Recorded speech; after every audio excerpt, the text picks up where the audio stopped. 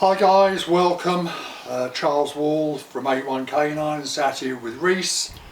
We thought we'd put together a little video as currently we are recruiting for new members of the team. We're looking to swell the team a little bit here, so we're looking to take on at least one, if not possibly two new members of staff.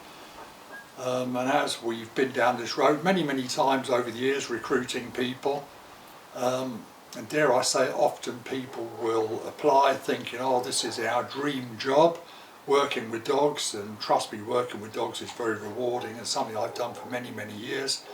There are some definite downsides to it, as Reese would probably tell you, one of which is that, you know, dogs to one day of the year is the same as any other day. So, for example, Christmas Day, Boxing Day, New Year's Day, bank holidays, sometimes when all your friends and buddies are out doing things, you're still working with the dogs, because to the dogs, as I said, it's just another day. I've got a little bit of a list of things here that I thought I'd just run through, but really what we're looking for in a candidate is simply some of these points here. I suppose number one, really you've got to be passionate about dogs. If you love dogs, then genuinely there is not a better job to do. You've definitely got to enjoy being outdoors and walking around. Quite commonly, you know, my staff sometimes will say, you know, we've done 25,000 steps in a day. That's a lot of walking, and therefore you've got to be physically fit. And you've got to like being outdoors, whatever the weather, because unfortunately, again, a lot of people think that it's all about skipping around fields in the brilliant sunshine. Those of you who look at my pictures on social media, you'll see I'm typically out with the camera when it's nice and sunny, purely because the dogs look better when they're not soaking wet. But guess what? They've got to go out and they've got to enjoy a run and a training session, even if it's raining. So irrespective of the weather, my staff are out training. The fit and healthy bit obviously goes with the ability to be, you know, walking lots in a day, and it can be quite strenuous work. We train dogs for protection work here, so you know, there's a likelihood that at some point or other you're going to get put in the bite suit. Again, thrilling experience, but you've got to be reasonably fit and reasonably healthy to handle it. The other thing, flexible with time. We work different shifts here, so we work typically 3 shifts in a day, either 8 till 4 or 10 till 6 or 12 till 8, whatever shift you're rotated in on. As I said, it's 6 days a week. We do travel and we do handovers both in this country and overseas, so you know, the ability and willingness to travel is a definite must, because if you're training a dog and that dog needs to be handed over, guess what, the chances are you're probably going to need to go on the handover. What else are we looking for? I suppose ultimately somebody who can fit into our team here, somebody who's not just looking at it from the point of view of, you know, I fancy a change of job, but somebody who wants to excel and be really good at what they're doing. Without wishing to sound big-headed, I've been training dogs for about 40 plus years. Reese is now 23, he's been with me since he was 16. And the fact is, the more you do something, typically the better at it you get.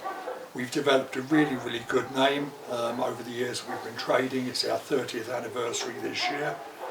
And ultimately, you don't develop a good name unless you come up with the goods, and so I encourage my team to look to broaden their horizons, to look at different things, whether it be on YouTube or looking at different people working with dogs, and see if they can improve their skills as a result of learning from others, not just from me.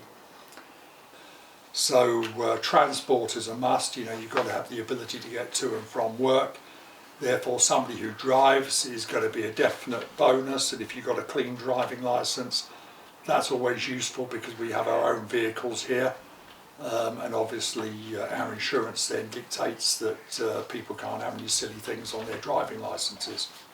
One of the main key things that we're looking for in any candidate is reliability, because someone can be, on the face of it, the best potential candidate. They could be good at what they do, but guess what? If they're not reliable, to me they're useless, because as I said, we work as part of a small team, and it's key that when people are rotated to be in, that they're in. And they're not recovering from the night out and phoning in sick because maybe they had too much to drink the night before. I know I maybe sound like a bit of a killjoy, but as I said, this is a great place to work, but you really have got to be committed to become a valued member of our team. Previous experience is sometimes useful, but it is not mandatory. A lot of the staff that we have here, we've trained from scratch, and sometimes, dare I say it, we develop better people training them from scratch rather than having people coming in here with past experience that may or may not really be relevant to what we do. But you know, if you've got past experience, please put it down on your CV. We'll certainly look at it. I'm not going to hold it against you, but it might not get you over the winning line. It's really a unique opportunity for somebody or a couple of people to get to work with A1K9, who are now by a long way the oldest established protection dog training company in the UK.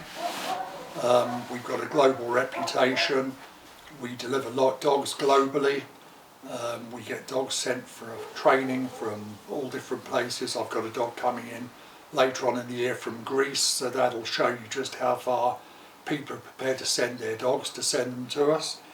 And it really is a good place to work.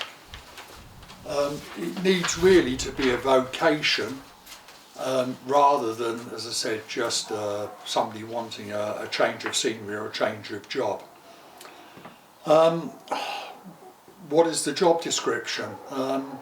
It really is very, very broad. We're looking at somebody who obviously has an affinity for dogs, somebody who is keen and able to work with them, but in lots of different aspects. So the staff here actually clean the kennels, they train the dogs, you know, they really are in at both ends of it, and as I said, they're out working in all different weathers.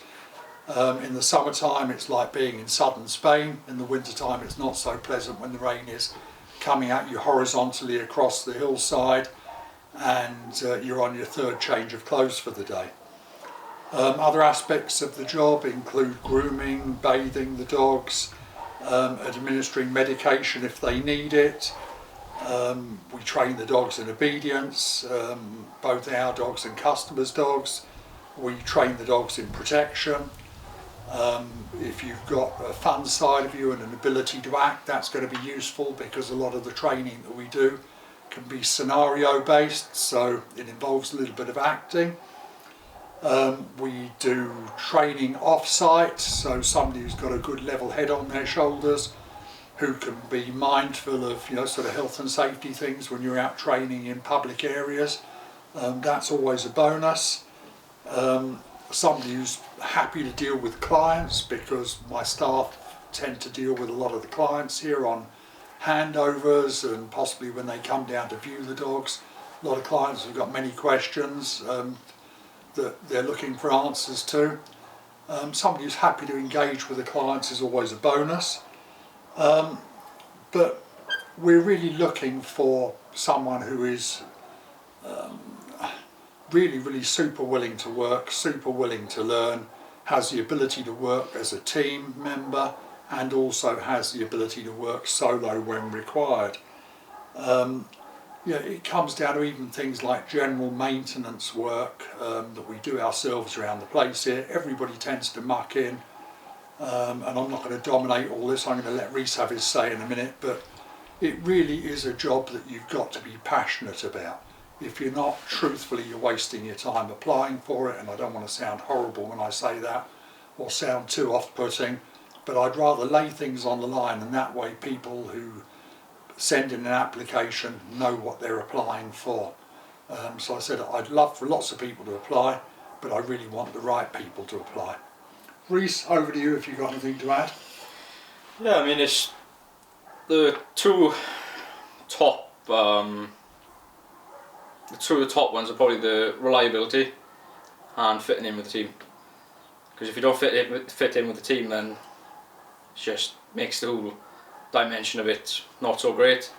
The banter, and just being on time, and just like Charles said, willing to work and willing to learn.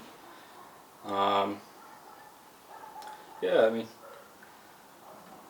How do you find working 6 days a week, Reece? I mean, you've done it for what? I've done it for 7 years 7 now. years. I'm used to it. I mean, to some people it's not the thing, and to some other people they just fit in. I started off quite young, so I wasn't much of a drinker, a going out person, so it just fitted in with me. So yeah, I just used to it. It's more of a lifestyle than a job, really, isn't it? Yeah. Yeah, and the other thing is, Ish, I mean, and I know you haven't worked anywhere else before you came to work here. Yeah.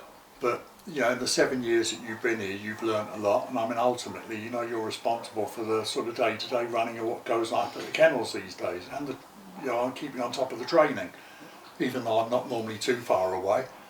But if you had to pick the best and the worst parts of the job, what would they be? I think the best part is just being outdoors and working around dogs, and the worst part probably the weather sometimes.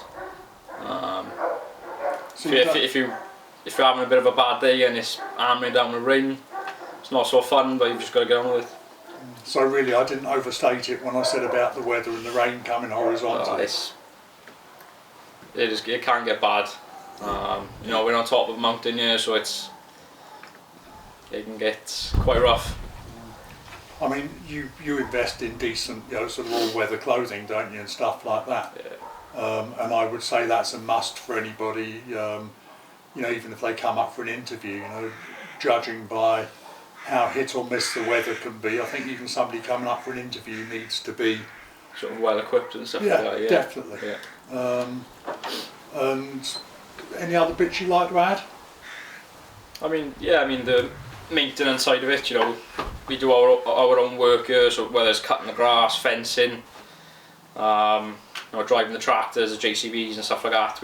All of our maintenance is done by us. So, and I've come from more or less nothing, dog background, and learned a lot from being here. Yeah. There's not much you can't drive now, is there, machine-wise? No. And there aren't many dogs that leave you scratching your head these days either. No. So I think ultimately, if you've watched this and you still think that it's something for you, I will put some details in the description. Obviously, I'm going to be posting this on the Facebook page as well, with a link to this video, which will probably be put on YouTube. And obviously in all the descriptions and everything else there will be details as to where you need to apply. But if you've got a pen and paper handy, all your CVs need to be sent through to Deborah, which is DEBRA at a1k9.co.uk. We're going to be interviewing over the next couple of weeks, so I would advise you to get your CVs in. And I'd be delighted to meet those of you who apply. The chances are we're probably going to interview lots of people. We might even do one of our famous group interviews, and we'll see where we go from there. But I'll certainly keep you updated. If you follow the social media, you'll be seeing how we're getting on with our search for some new members of the team. Thank you for watching once again, and it's myself, Charles, and Reece signing off.